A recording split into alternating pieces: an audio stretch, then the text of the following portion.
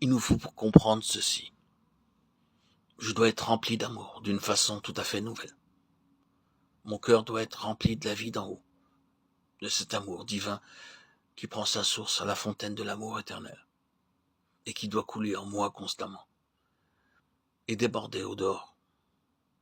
Alors, ce sera pour moi aussi naturel d'aimer les autres qu'il est naturel pour l'agneau d'être doux et pour le loup d'être cruel, jusqu'à ce que je parvienne à cet état où plus un humain me haïra et dira du mal de moi, plus il se montrera antipathique et haïssable, plus je l'aimerai. Jusqu'à ce que je parvienne à cet état où plus je rencontrerai d'obstacles, de haine et d'ingratitude, plus la puissance de l'amour triomphera en moi, jusqu'à ce que je sois amené à dire ce message concernant l'amour qui doit remplir mon cœur parle d'un amour auquel je ne puis atteindre.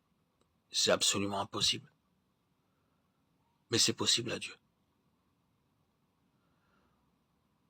Un homme ou une femme qui désire travailler pour le Seigneur doit connaître la puissance de Dieu et avoir fait l'expérience de cette puissance dans sa vie personnelle. Nous désirons tous travailler pour Dieu. Chers amis, je voudrais que vous le fassiez avec une figure joyeuse. Certains d'entre nous supplient Dieu de nous accorder un puissant réveil. Je puis dire que, pour ma part, c'est là la prière qui monte constamment de mon cœur. Que Dieu réveille les croyants. Je ne puis penser en premier lieu à tous les formalistes inconvertis qui sont membres d'une église, ni aux infidèles, ni aux sceptiques, ni à tous les malheureux qui périssent autour de moi. La prière que j'adresse à Dieu en premier lieu est celle-ci. Seigneur, réveille ton église et ton peuple. Je vous en supplie une fois de plus, priez pour le peuple de Dieu, si faible que soient certains croyants, peu importe. Si ce sont des enfants de Dieu, ce sont des frères, priez pour eux, aidez-les à sortir des ténèbres, priez pour l'église de Dieu, et croyez que Dieu accordera la bénédiction que vous demandez.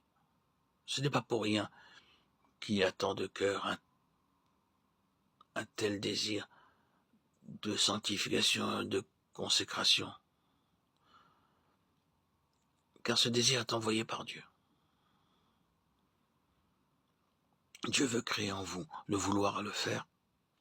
Philippiens 2,13. Dieu a déjà créé dans votre cœur le vouloir.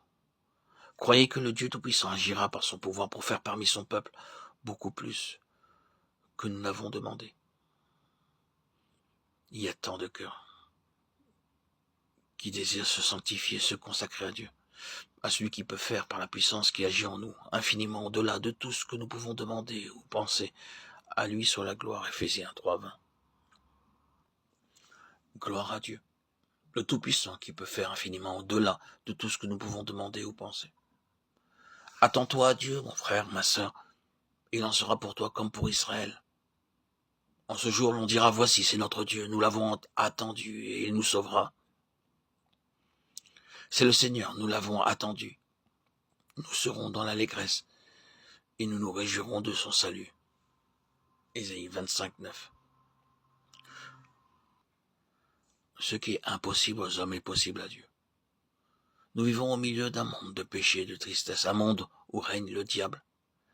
Mais rappelez-vous ceci, Christ est sur le trône, Christ est le plus fort, Christ a vaincu et Christ vaincra.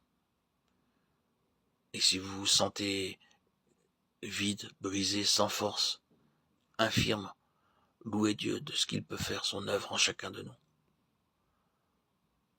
Mais nous devons nous attendre à lui.